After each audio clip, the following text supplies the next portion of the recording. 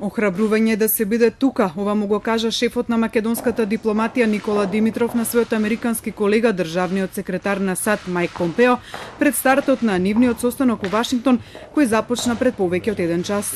Thank you so much. It's an encouragement to be here, giving our neighborhood. Good to see you.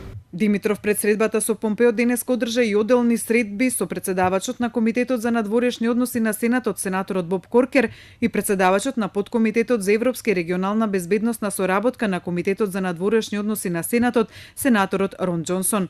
Тие на Димитров му пренеле дека земјава има целосна поддршка на патот кон НАТО и од двете партии во Сенатот на САД.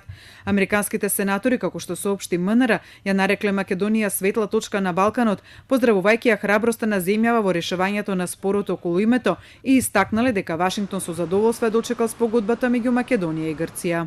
Нагласија дека Македонија е светлата точка на Балканот, која има целосна двопартиска поддршка на патот кон НАТО во Сенатот и Соединетите Американски држави, ќе продолжат и натаму со несмалено темпо да работат на исполнување на евроатлантската иднина на државата. Сенаторите ја реафирмирали важноста на македонско-американското партнерство и сојузништво, како и значењето на натамушната поддршка на САД на евроатлантската иднина на земјава.